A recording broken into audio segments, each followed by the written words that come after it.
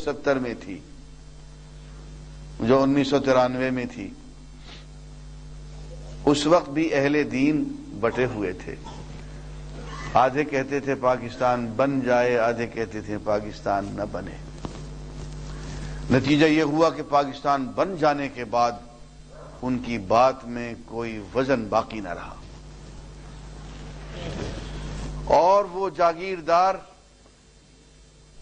جن سے آزادی حاصل کرنے کے لیے یہ ملک بنا تھا. بھائی یہاں اس ملک میں انگریز جو حکومت کر رہا تھا 7 سمندر پار بیٹھ کے اتنی دور سے، وہ انہی جاگیرداروں کے ذریعے سے کر رہا تھا. اور جاتے جاتے اس کو تو ہم نے ٹھڈا مار کے نکال دیا، لیکن جاتے جاتے وہ اقتدار پھر انہی کو سونپ گیا. تو عملاً 1857 سے لے کے 1947 تک 90 سال جن لوگوں نے ہم پہ حکومت کی، واللہ العظیم آج تک وہی لوگ حکومت کر رہے ہیں. 1947 سے لے کے 1997 تک انہی لوگوں نے حکومت کی ہے. دیکھیں یہ ہندو لالا کتنا ہوشیار نکلا. اس نے سب سے پہلے ان لوگوں کا سر کچل دیا. 1949 تک اس نے ساری جاگیریں، ساری نوابیاں، سارے وڈیرے، اس نے کہا ہمیں پتا ہے تمہیں جائیدادیں کہاں سے ملی ہیں، ہم جانتے ہیں تمہیں جائیدادیں کیوں ملی ہیں، کس نے دی ہیں، کس بات پہ دی ہیں. تو کوئی جاگیردار، کوئی وڈیرا، کوئی نواب آنکھ اٹھا کے جواہر لال نہرو کے سامنے بات نہیں کر سکا کہ جی یہ ہماری جائیدادیں جی ہم نے باپ دادا سے لی ہیں جی، یہ جی ہمارا حق ہے جی. یہ جی کسی مولوی کا فتویٰ وہ بھی لے آتے کہ جی یہ تو جو جائیداد چھیننے کا آپ کو، آپ بکواس بند کرو سارے نوابوں، سارے جاگیرداروں، آج سے تمہاری سب جاگیریں ختم ہو گئی، تمہاری ساری نوابیاں ختم ہو گئی. اس لیے کہ جواہر لال نہرو خود وڈیرا نہیں تھا، وہ خود نواب زادہ نہیں تھا. ہماری بدنصیبی یہ ہے کہ قائد اعظم کے بعد نواب زادے آ گئے. یہ کون ہے جی؟ یہ نواب زادہ لیاقت علی خان ہے. یہ کون ہے جی؟ یہ فلاں جاگیردار ہے. اس کا نتیجہ یہ ہوا کہ 1947 سے لے کے اب تک، اور بہت بڑی بدنصیبی کی بات، ہم دل ہی دل میں خوش ہو رہے تھے 1970 میں کہ لو بھئی سوشلزم آ گیا، اب اور کچھ نہیں ہوگا تو یہ جاگیریں تو ختم ہوں گی. پتہ یہ چلا کہ وہ سوشلزم کا نعرہ لگانے والا بھی جاگیردار وڈیرا تھا. وہ جاتے جاتے سوشلزم کو بھی ذلیل کر گیا، اور جاگیرداریاں وہیں کی وہیں قائم رہیں. دوسری بات جس میں وڈیرا، جس میں ہندو بنیا ہم سے بازی لے گیا. دوستو ہندوستان میں بہت زیادہ قومیتیں ہیں، بہت زیادہ زبانیں ہیں، بہت زیادہ صوبے ہیں. وہاں پہ اللہ انہیں بکھریں گے انشاءاللہ، بکھریں گے تو بہت بکھر جائیں گے وہ. لیکن یار 50 سال میں ان کے ہاں ایک بھی مارشل لا نہیں آیا. ان کی جمہوریت، ان کی حکومت، وہ لوگ ہم سے کم بے ایمان نہیں ہیں. بہت بے ایمان لوگ ہیں وہ بھی. لیکن بات یہ ہے، سمجھنے کی کوشش کرو، انہوں نے بے ایمانی کی ہے تو بے ایمانی کرنے کا موقع عوام کو دیا ہے. یہاں بے ایمانی صرف وڈیرا کر رہا ہے، صرف جاگیردار کر رہا ہے، اور ملک کی جائیداد کو لوٹ لوٹ کے سوئٹزرلینڈ میں، برطانیہ میں، فرانس میں، او غضب خدا کا جنوبی افریقہ میں، لا حول ولا قوت الا باللہ، وہاں تک میں بھی جا کے پلاٹ خریدیں.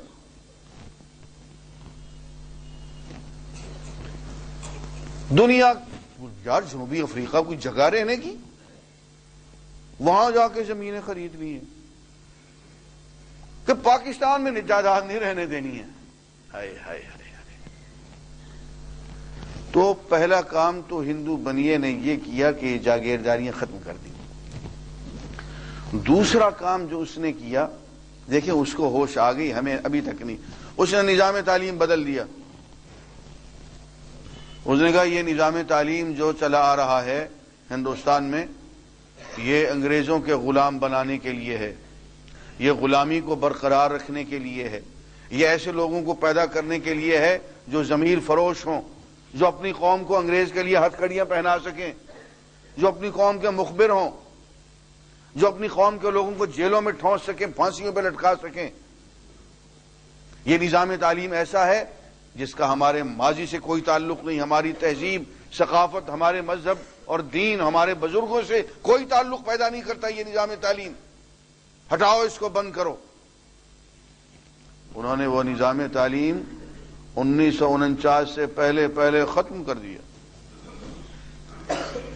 اور دیکھیں لالا کتنا ہوشیار نکلا. اس نے کہا یہ اردو بھی ختم کرو، یہ بھی قرآن حدیث کو لے کے آ جاتی ہے. کوئی کتاب دین کی ایسی نہیں ہے جس کا اردو میں ترجمہ نہ ہو گیا ہو. اردو بند کرو، بند کر دی.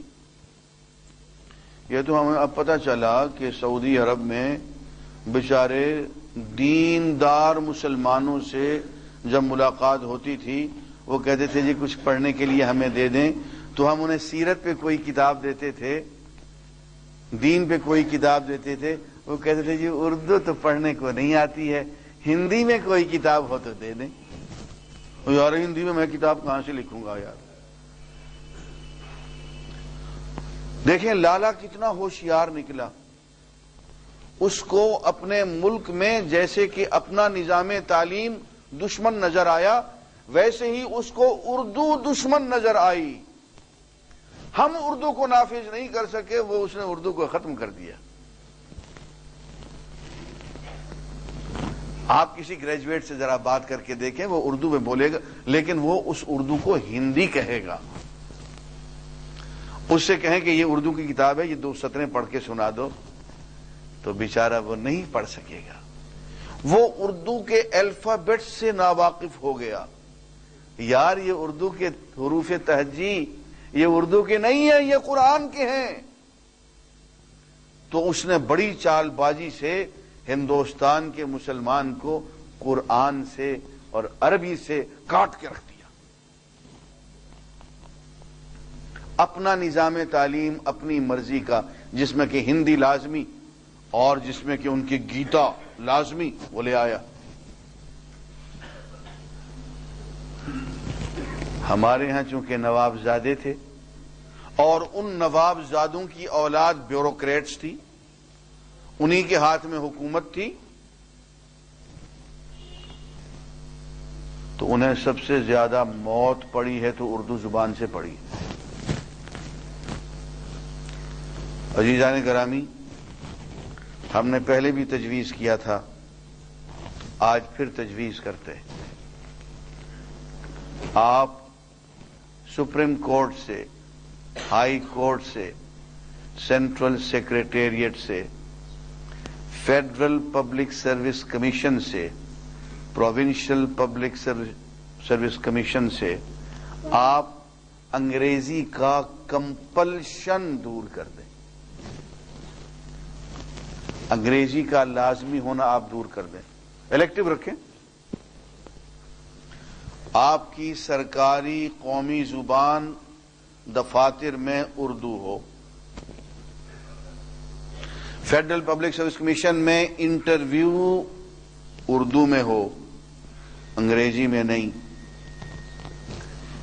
یہ سارے اسکول، یہ لٹل ہیون، ان پہ ایک ہی دن کے اندر الو بولیں گے.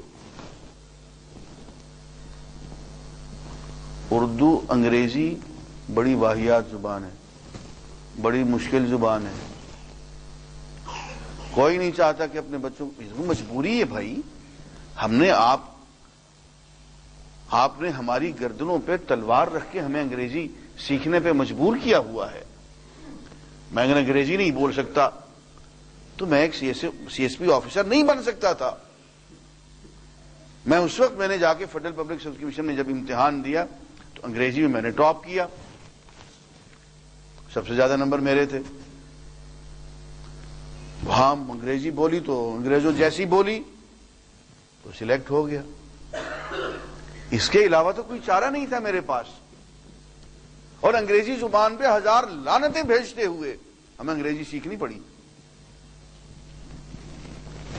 تم نے اپنی منافقت کے ذریعے سے اس انگریزی کو پوری قوم پہ مسلط کیا ہوا ہے، اس لیے کہ تم جانتے ہو کہ تم باہر سے ہو کے آئے ہو، انگریزوں کے تلوے چاٹ کے آئے ہو، امریکوں کے بوٹ لکنگ کر کے تم آئے ہو، اور یہاں کی قوم پہ جو تمہیں ایک ہی برتری حاصل ہے اور وہ یہ ہے کہ تم فر انگریزی بول سکتے ہو.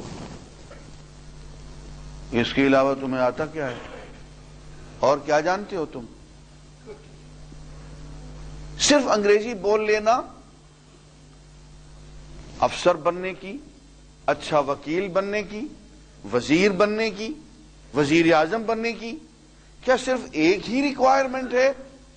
تو یار پھر برطانیہ کے کسی چوڑے کو لے آؤ نا اور وزیر اعظم یہاں بنا دو، وہ زیادہ اچھی انگریزی بولتا ہے.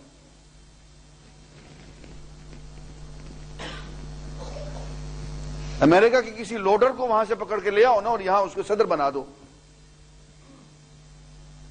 وہ زیادہ اچھی انگریزی بولتا ہے.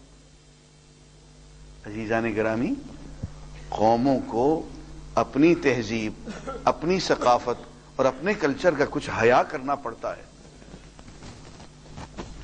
ہندو لالے نے یہ کام کر لیا اور یہی وجہ ہے کہ وہ اپنی تہذیب کی طرف تیزی سے بڑھا اور اس نے وہاں کے مسلمانوں کو اردو سے کاٹ کے عربی سے کاٹ دیا، قرآن سے کاٹ دیا، حدیث سے سنت سے کاٹ دیا.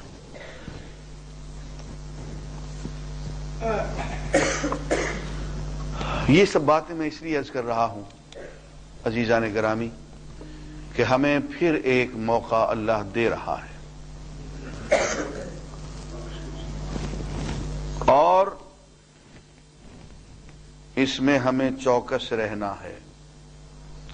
اس میں ہمیں صحیح مشورہ آنے والی حکومت کو دینا ہے اور آنے والی حکومت کو ہم یہ مشورہ دیں گے بلکہ مجبور کریں گے کہ وہ اردو کو بطور قومی زبان کے اختیار کرے، تاکہ یہ جاگیرداروں کا یہ جو ایک ایج ہے ہمارے اوپر، انگریزی بولنے والوں کی ایک برتری جو ہے، یہ ختم ہو اور ایمان و عمل صالح کی طرف قوم بڑھ سکے. عزیزان گرامی دیکھیں، اللہ تعالیٰ نے پہلا وعدہ پورا کر دیا، ہمیں ملک دے دیا، یار اس کو دوسرا وعدہ بھی پورا کرنا چاہیے تھا. وہ ہمیں دولت دیتا، اس کو تیسرا وعدہ بھی پورا کرنا چاہیے تھا. یہ بنیا جو ہے اس کی تلوار ہماری گردن پہ لٹکی ہوئی ہے، اور بنیے کو چھوڑو، وہ تو کمبخت دور ہماری آپس کی تلوار ایک دوسرے پہ لٹکی ہوئی ہے. یار ہمیں بنیے نے اتنا کیا مارا ہے جتنا ہم نے آپس میں ایک دوسرے کو مار لیا ہے. یہ بدامنی کی کیفیت، خوف و ہراس کی کیفیت، یہ لا اینڈ آرڈر سچویشن، یہ ساری کی ساری جو ہے ٹھیک ہونی چاہیے تھی. اللہ نے وعدہ کیا ہے، اس کو پورا کرنا چاہیے تھا، لیکن اللہ نے نہ دوسرا وعدہ پورا کیا ہے. ہم وہی پھانک رہے، وہ قرضے پہ قرضہ لیتے گئے اور قرضے لے کے عیاشیاں کرتے رہے، اور اب پتہ چلا کہ صاحب اس قرضے کا جو ہم سود ادا فرماتے ہیں وہ ہمارے سالانہ بجٹ کا 40% ہوتا ہے. قرضے کا اصل تو ہم جب ادا کریں گے سو کریں گے، جسے ڈیٹ سروسنگ آپ کہتے ہیں. بڑا خوب، یہ نہیں کہتے کہ ہم سود ادا کرتے ہیں، کہتے ہیں ڈیٹ سروسنگ ہے یہ. جیسے کہ کار کی آپ سروس نہیں کرتے ہیں، کار چمکاتے ہیں، یہ پوری قوم کی سروس ہو رہی ہے. پوری قوم کو چمکایا جا رہا ہے، اس کو تیل کیا جا رہا ہے. اس کو date servicing 40% of the budget. اور کوشش یہ کہ مزید قرضے حاصل کیے جائیں. پورا زور لگا رہی تھی گزشتہ حکومت کہ مزید قرضے حاصل کیے جائیں. وہ تمہارا باپ ادا کرے گا؟ ایک بچہ جو آج ہسپتال میں پیدا ہوتا ہے نا، اس کی گردن پہ 4,000 روپے قرضہ ہے. ہم میں سے ہر شخص پہ 4,000 روپے قرضہ ہے. کرو ادا. اور جس طرح سے ہم میں سے ہر شخص سے ٹیکس وصول کر لیا جاتا ہے، غریب کسان کو پتہ نہیں چلتا کہ اس سے ٹیکس لیا جاتا ہے. مزدور کو پتہ نہیں چلتا کہ اس سے ٹیکس لیا جاتا ہے. ہر شخص سے مہنگائی کے راستے سے، اس راستے سے، اس راستے سے 6,500 روپیہ سالانہ ٹیکس وصول کر لیا جاتا ہے. پتہ نہیں چلنے دیا جاتا. کہتے ہیں کہ یہ ٹیکس تو ہم جاگیرداروں سے لیں گے، یہ ٹیکس تو ہم سرمایہ داروں سے لیں گے. بھائی یہ مہنگائی جاگیرداروں کے لیے نہیں ہے، یہ مہنگائی سرمایہ داروں کے لیے نہیں ہے. اس سے کوئی فرق نہیں پڑتا ہے ایک سرمایہ دار کو.